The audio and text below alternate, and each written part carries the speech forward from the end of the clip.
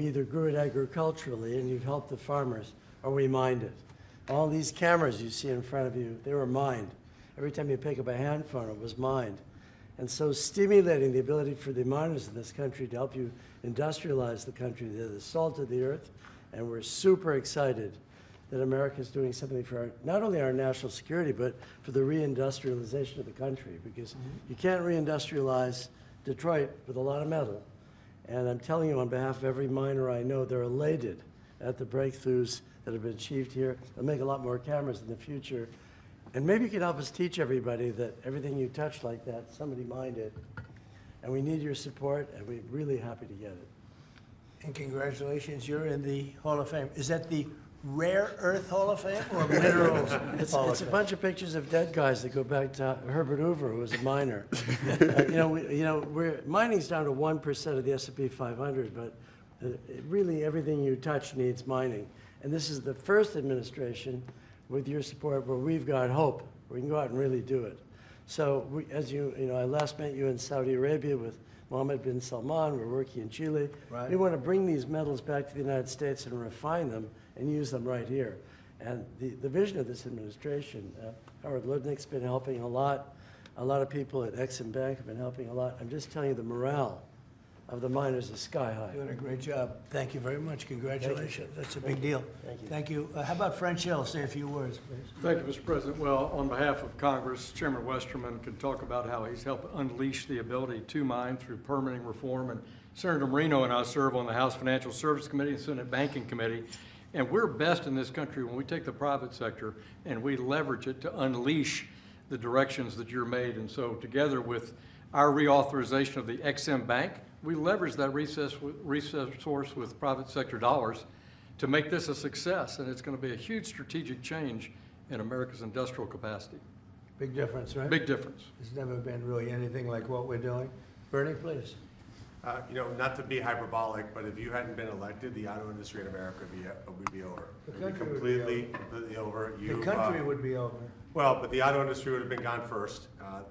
What the Democrats had done with electric vehicles, the mandates, what you were able to accomplish last year, Secretary Lutnick, what Secretary Bassett was able to do with your leadership has transformed the auto industry. And I tell you, it's never been better for people in the auto industry. I hear it from all my friends. They are elated. And the worst part is that the people that you really saved were the car dealers in California, in New York, in New Jersey, right? And they fought me all the way, Mary, right? They fought me all the way, and now they're saying thank you very much.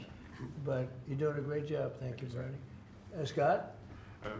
Sir, as you always say, economic security is national security, and a country does not have sovereignty if we don't have control of our critical minerals, don't have control of our steel production and our industrial base. And thanks to the work of everyone here through your leadership, this was a public-private partnership that only you could have assembled, and we are taking back our sovereignty, and we are going to have this Vault project, a strategic mineral reserve.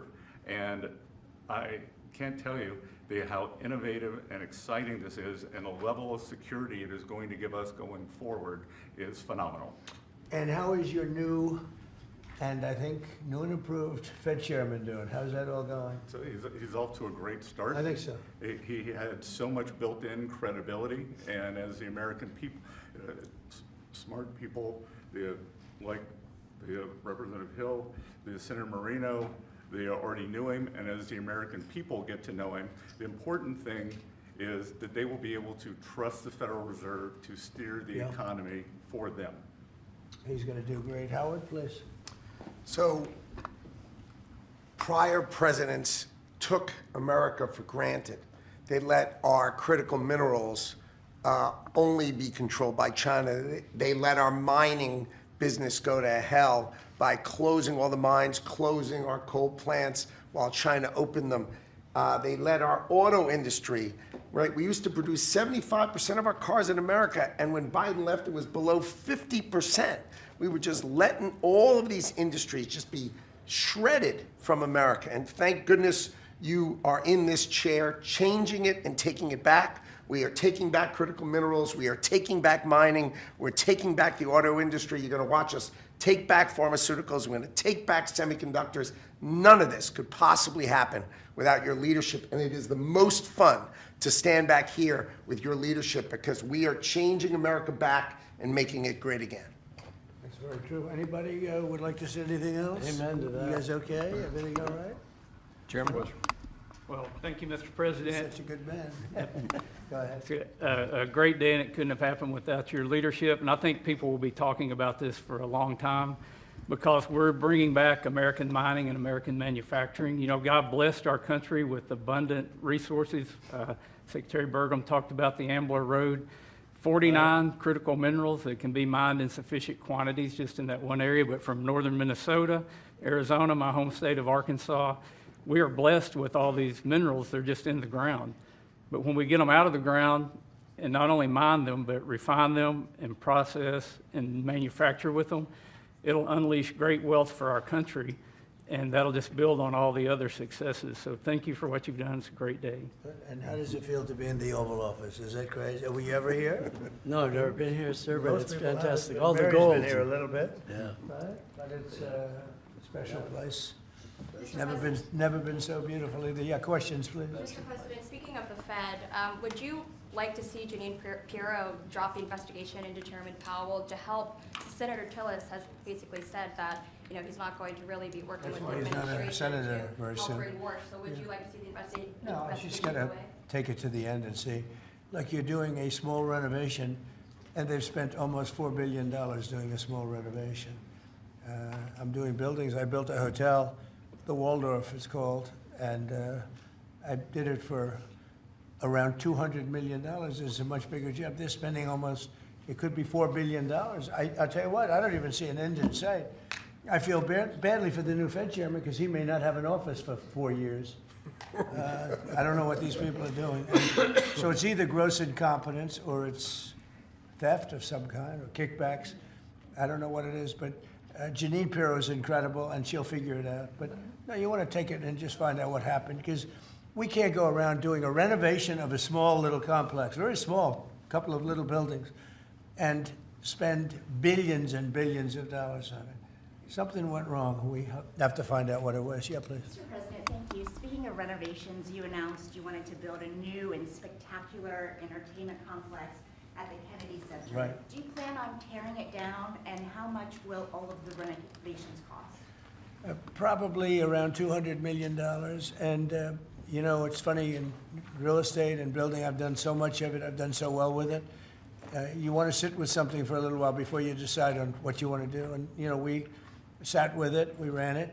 It's in very bad shape. It's run down. It's dilapidated. It's sort of dangerous. Things fall out of ceilings. You've seen it.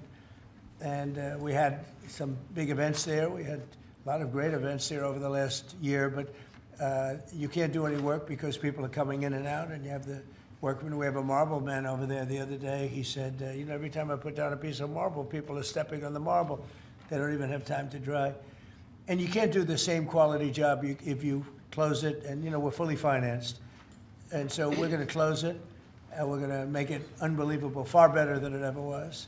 And we'll be able to do it properly. I was thinking maybe there's a way of doing it simultaneously, but there really isn't. And we're going to have something that when it opens, it's going to be brand new, beautiful. I'm not ripping it down. I'll be using the steel.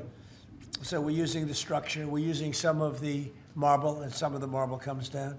But when it's open, it'll be brand new and really beautiful. It'll be at the highest level. We can do a much better job, probably in a way a faster job in terms, you know, because when you do it piecemeal, for instance, they have a play tonight, and you can't do anything. You have to pull out everything. And you can't have stanchions all over the place and people are walking in to see a play. So we'll be closing it sometime around July 4th. It's like we'll close it on July 4th in order to do something great for America. And then we're going to build it. We have great contractors. We're going to build it, and we'll do it right. We're using the highest grade marbles, the highest grade everything. It'll be brand new. Tremendous carriers putting in the air conditioning, or I guess they're a bidder, but they're probably going to get it. Carrier. We're going to have all brand new air conditioning, heating. The steel will all be checked out because it'll be fully exposed. You know, it's been up for a long time, but as anybody knows, it was in very bad shape. Wasn't kept well before I got there. So we're going to make it. I think there won't be anything like it in the country. Mr. President? Yeah, please.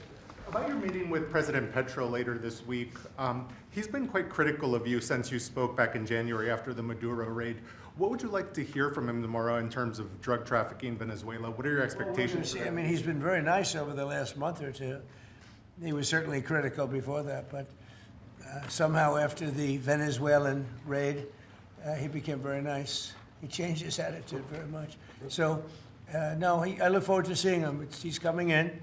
We're going to be talking about drugs because tremendous amounts of drugs come out of his country. And I look forward to see. We're going to have a good meeting. Yeah. Mr.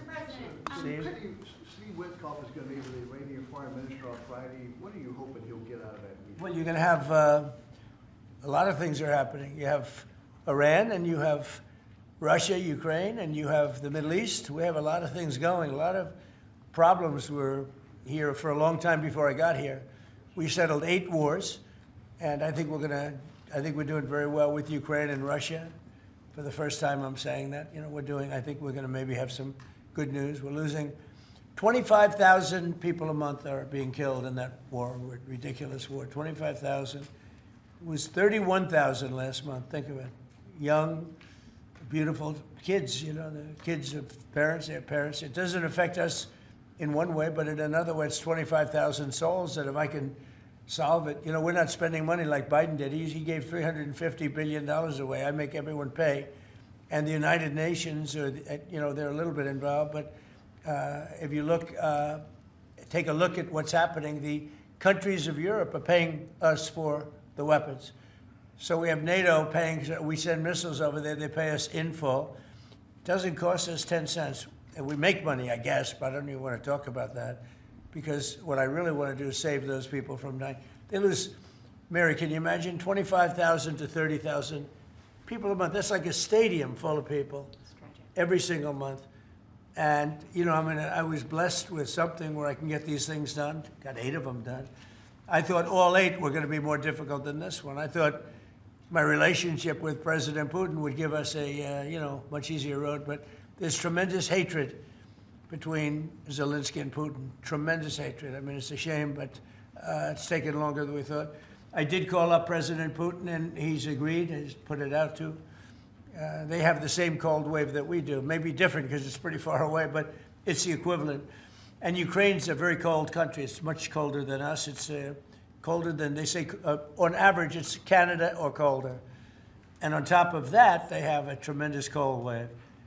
And I asked him if he wouldn't shoot for a period of 1 week, no missiles going into Kiev or any other towns, and he's agreed to do it. So it's something. What about Iran's nuclear program? Do you think Mr. Witkoff can get a deal on that? Well, we're talking about that. We have ships heading to Iran right now, big ones, biggest and the best. And we have talks going on with Iran. We'll see how it all works out. Mr. President, when did you speak with Mr. Putin? President, the Pentagon released National Defense Strategy last week, and it says Where that, are you from with that nice I'm accent? from Europe, Good. from Lithuania, Baltic states. Good. National Defense Strategy says that U.S. will provide critical but only limited support for European defense. What does that mean, limited support? Will the U.S. still provide? Well, we get along very well with Europe. I do, because, you know, don't forget, I got the GDP lifted from 2% to 5%. Nobody thought that could be possible, and they're giving us a lot of that money. We have the best military equipment. We're selling it to NATO. But I get along very well. But Europe has to be careful because, you know, there are those that say it's no longer recognizable between immigration and energy. You know, it's there's so much potential. In UK, you know, you have the North Sea oil, and they basically closed it down. And then they buy energy from Norway, which is the North Sea oil. So you figure that when Norway's got trillions of dollars, they have to be careful. You need energy, and you can't do the windmills because the windmills, you're supposed to make money with energy, not lose money. So I'm very disappointed. I love Europe. I love the people of Europe. And they have to be very careful. They're at a tipping point. You have tremendous immigration problems, and you have tremendous energy problems. It's a bad combination. So. Mr. President, thank you, Mr. President. Kristi Noem just announced that you're deploying body cameras to Minneapolis. What's your thinking behind this decision, and do you want to see this? Well, it wasn't my decision. I would have, you know, I leave it to her. They generally tend to be good for law enforcement because people can't lie about what's happening. So it's generally speaking, I think 80% good for law enforcement. But if she wants to do that, I'm okay with it. remember one thing, we closed the border. I got elected on a disastrous border, and we have nobody coming in through our border anymore. We had 25 million people come in 4 years through our border. Many of them were murderers and drug dealers and mentally insane from mental institutions and insane asylums. And now we don't have anybody coming in. For 9 months now, I mean, they actually report zero. We have 0 people coming in, which I find hard to believe, but the Democrats do that report. They tend to be left-leaning that do that report.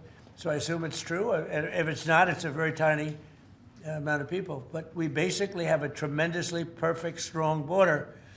And also, crime levels are at the lowest point they've been in 125 years. Since 1900, we have the best numbers. And that's despite the fact that we had a lot of criminals and murderers. 11,888 murderers came in. And we have the lowest numbers that we've had in 125 years. So, you know, so we're doing a good job. If she wants to do the camera thing, that's okay with me. Mr. President, there was one homicide in D.C. during January. Do you think this is due to your efforts, and do you think blue states should see this as a sign that they should cooperate with you? Well, if there was one, I mean, we haven't had one in a long time. D.C. has become a very safe. There was an in-house homicide. It was in-house. It was a dispute within a family. We have had virtually no crime in D.C. D.C. is now considered a very safe place, and it should be. It's our nation's capital. And we sent in the soldiers. I read the Washington Post this week, and it was incredible. They were trying to determine how did we get so low numbers? The low numbers in D.C. because we have very little crime, if any. And they talked about everything except for the fact that we put our National Guard and great soldiers inside our city. They didn't want to mention that. It's how dishonest. Because if we didn't do that, you'd have tremendous crime in D.C. And I get thanked every single day by people that work in the White House. People, young ladies, men, they come up, thank you, sir, for making D.C. so safe. They walk to work now. A year and a half ago, they wouldn't have walked to work. They would have been killed or mugged or something would have happened to them. So it's, it's a great honor, but you got to read the story in the Washington Post. They do it. Crime is way down in D.C. Now, what's the reason for it? The reason for it is we have very big, strong, good-looking soldiers standing around. And I think they make the place look better. But this is our capital, and we have a very safe capital. We had a very dangerous capital before. Yeah, please. Sir, yesterday you said you were speaking to people about Cuba to reach an agreement. What sort of agreement are you hoping to reach? Is that with the Cuban government? Well, it's a failed nation now, and they're not getting any money from Venezuela, and they're not getting any money from anywhere. It's a failed nation. Mexico is going to cease sending them oil. So I'd like to take care of the people that are here from Cuba. You know, we have many people that came from Cuba that were thrown out of Cuba or that fled Cuba. They came over on rafts. They went through shark-infested waters. I don't know how they did it. And that was many years ago. Many would like to go back. Many would like to at least visit their relatives. And I think we're at a pretty close point. We are dealing with the Cuban leaders right now. Mr. President, the Wall Street Journal reported that the royal family of Abu Dhabi invested hundreds of millions of dollars in your World Liberty Financial. Can you explain why you decided to take that investment? Was that a transaction? Well, I don't know about it. I know that crypto is a big thing, and they like it. A lot of people like it. The people behind me like it. My sons are handling that. My family is handling it. And I guess they get investments from different people, but I'm not. I have all I can handle right now with Iran and with Russia and Ukraine and with all the things we're doing. So I don't know exactly, other than, I'm a big crypto person. I'm the one that probably helped crypto more than anybody because I believe in it. And the reason I believe in it is because if we don't do it, Scott, I think we can say then China's going to do it, right? Yes, sir. If we don't do crypto, then China's going to do it. And it's just like AI. We're leading AI by a lot. And if we weren't leading, China would have led. They're very capable. They're very good. What do you have to say about that? You've made America the digital asset capital of the world. We did the Genius Act for stable coins.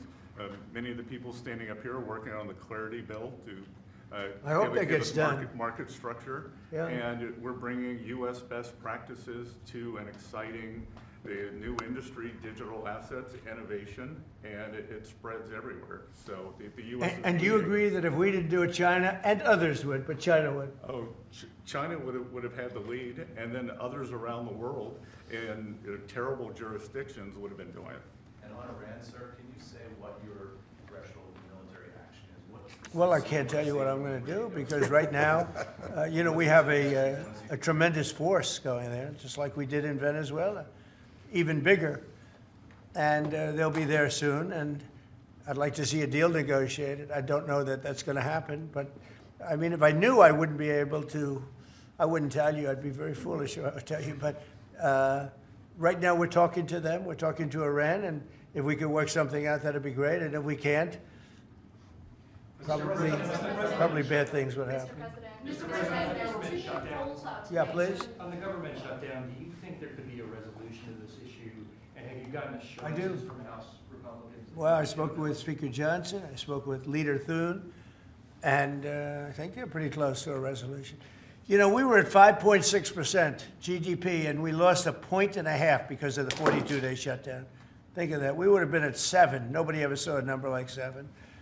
And I think, Howard, probably 1.5 points was the number, right? 1.5 for the shutdown. Exactly right.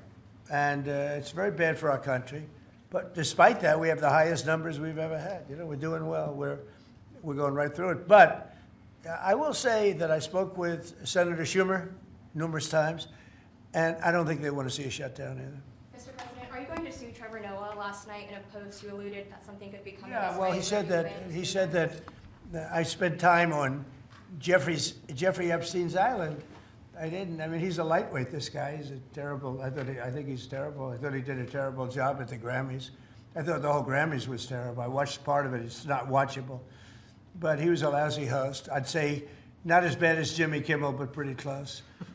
And no, he made a statement about me and Jeffrey Epstein. I have nothing to do with that. I have nothing to do with Jeffrey Epstein. And in fact, if you look at the DOJ, they announced, they released 3 million pages.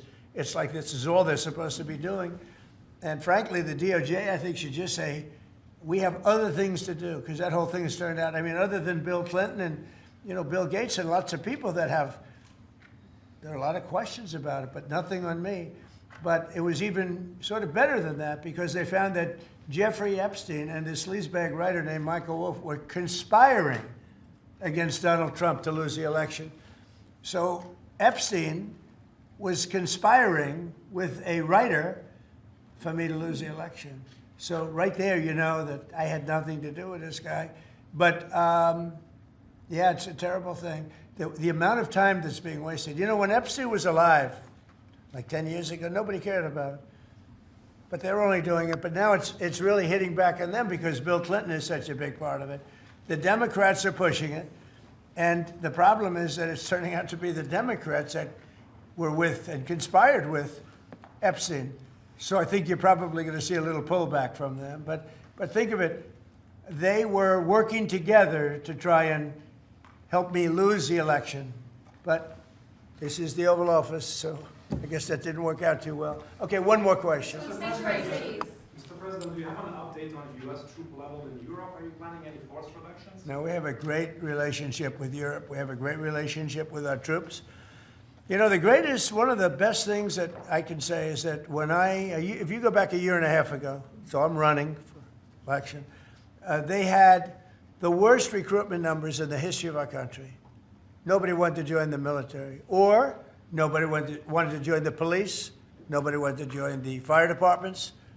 We couldn't get anybody to be a proud member of our country.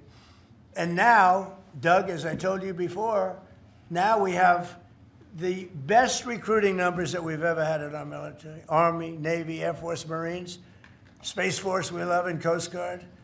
I love the Space Force. It's doing great. But now we have waiting lists on everybody wants to join. You know why? Because people are proud of our country. Because our country is doing great. I think Mary can say the same thing. You had lots of people not working so well, and now you just wish you could get them in faster. I know that it's hard to get them. Yeah, we continue to bring people in and have training programs. We're Right. investing in the U.S. Training workforce. people. Yes. But 2 years ago, you didn't see anything like this. It's amazing what's happened. So we have the #1 in the history of our country. We've never had more people that want to join our armed forces than we do right now. And a year and a half ago, nobody wanted to join. They were embarrassed by our country. They were embarrassed by our leadership. And now they're proud of our country. And they're very proud of our leadership. And a lot of the leadership is right behind me. Thank you very much, everybody. Thank you, press. Thank you, press. Thank you. Thank you, press. Let's head out. Thank you, press. Start moving. Thank you, press. Let's go. Let's go. Thank you, press.